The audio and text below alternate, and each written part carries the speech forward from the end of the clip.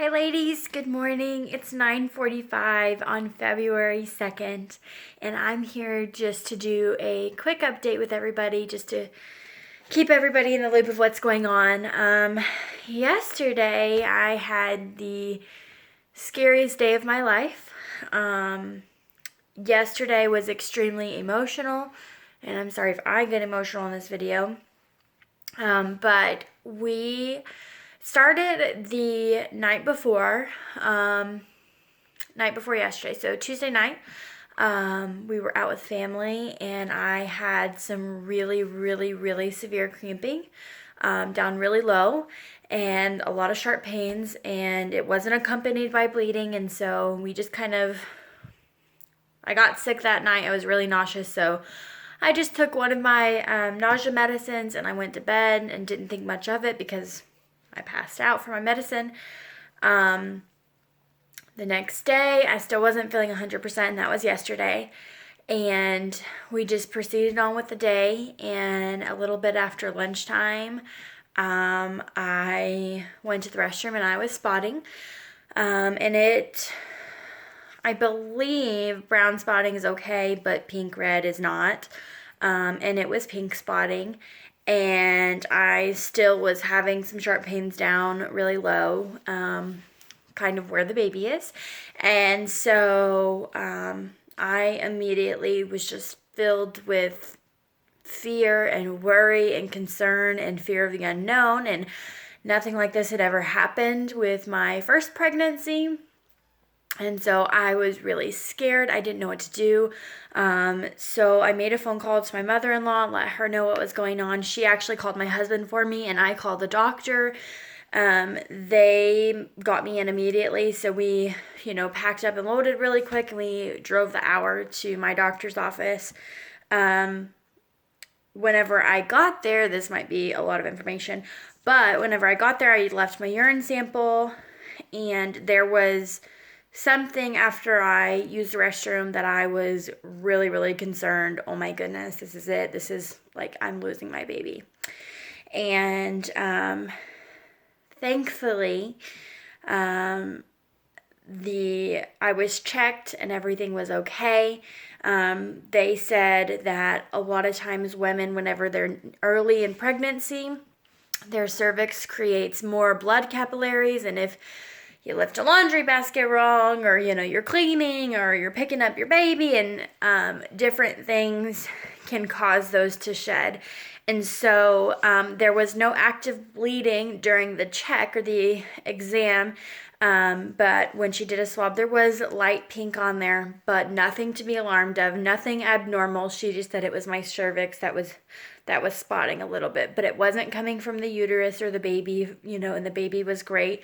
They did do a bedside ultrasound yesterday, and I have never been more relieved in my life to have gotten an ultrasound picture, and you can't even tell it looks like a baby, but I'll go ahead and show you anyways. But mainly this part down here at the bottom, it just makes me tear up thinking about it. That is a heartbeat, and that's what we wanted. So the heartbeat was steady, it was strong, it was 143 beats per minute.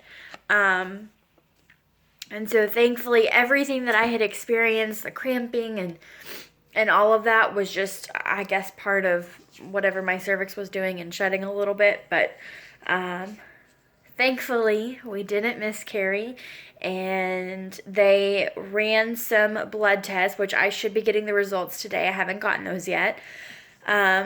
They checked my HCG levels to make sure that was okay. And then they also are doing a progesterone blood test to make sure I'm making enough progesterone to support the baby in the first trimester.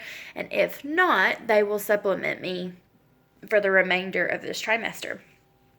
But I am so thankful to have gotten one of these and to see this, and hearing that heartbeat was just absolutely priceless. And I was so scared. I cannot tell you, that hour drive, all we did was pray. And it was It was very scary. And so my heart goes out to everybody who's ever experienced a miscarriage or had a loss. And I'm just so sorry because I can't imagine. I really can't. Yeah, so, anyways, so yesterday they measured me at exactly 7 weeks. Again, funny enough, they were also having issues. I guess, like, the yolk sac and the baby are, like, so together, it's hard to just get the baby in the measurement. And so I think that's why they're having a hard time. And it wasn't like that when I was pregnant with Liam, my first pregnancy. So they said 7 weeks yesterday. So I guess we will begin week 7, which would technically move up my due date by a day, but truthfully, I think it's going to change again whenever I go in and the baby's a lot bigger and they can get an accurate measurement. But anyways, on to the 7th week journey. I am so excited to be pregnant and for everything to be healthy and okay. That was the scariest experience of my life, and it was a very good lesson to trust God and to allow Him to be in control. But I just can't help but look at that heartbeat down at the bottom. I'm so thankful that there's still a beating heart.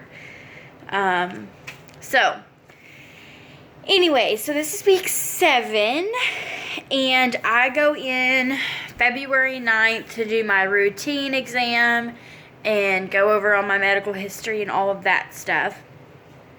I think that's just about it. I can say that I've always been a bigger girl, and